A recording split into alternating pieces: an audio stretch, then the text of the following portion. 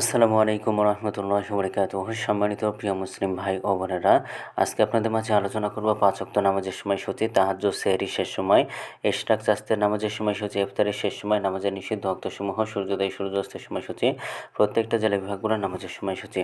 তো আজকে বুধবার ২৯শে জুলাই ২০২৬ ইংরাজি, ১৪ই শ্রাবণ ১৪৩২ বাংলা, ১৪ই সফর ১৪৪৭ হিজরি। ঢাকা মতো পার্শ্ববর্তী এলাকার নামাজের সময়সূচিগুলো তুলে ধরব।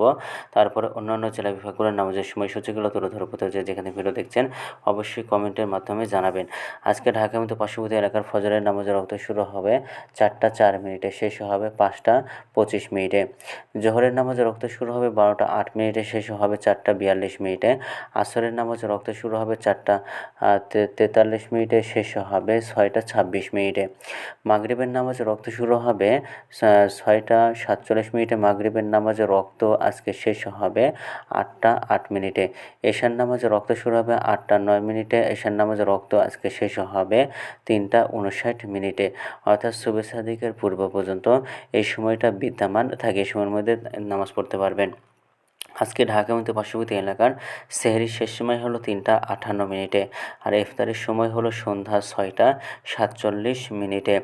আজকের নফল নামাজের উত্তম সময় ইশরাকের রক্ত সকাল ৫টা ৪০ মিনিট থেকে ৮টা ৪৩ মিনিট পর্যন্ত, চাস্তের রক্ত সকাল ৮টা ৪৪ মিনিট থেকে ১২টা ১ মিনিট পর্যন্ত, তাহাজ্জুদ নামাজের রক্ত ১২টা ৫৭ থেকে ৩টা ৫৯ মিনিট পর্যন্ত।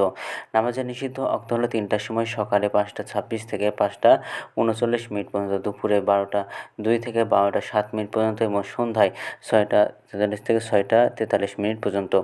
এছাড়াও ঢাকা মতো পার্শ্ববর্তী এলাকার নামাজের সময়সূচি এখন আলোচনা করব বিভাগীয় শহরের জন্য উল্লেখিত সময়ের সঙ্গে। যেসব বিভাগের সময় আপনারা যোগ বিয়োগ করবেন তা হলো এই, অর্থাৎ বিয়োগ করবেন চট্টগ্রাম ৫ মিনিট এবং সিলেটে ৬ মিনিট কম করবেন। ঢাকা মতো পার্শ্ববর্তী এলাকায় যে নামাজের সময়সূচিটা রয়েছে সেখান থেকে, এবং যোগ করবেন খুলনাতে ৩ মিনিট, রাজশাহীতে ৭ মিনিট, রংপুর ৮ মিনিট, বরিশালে ১ মিনিট বেশি করবেন। ঢাকা মতো পার্শ্ববর্তী এলাকায় যে নামাজের সময়সূচিটা রয়েছে সেখান থেকে এই 4টা বিভাগে আপনারা একটু বেশি করবেন, তাহলে কিন্তু হবে।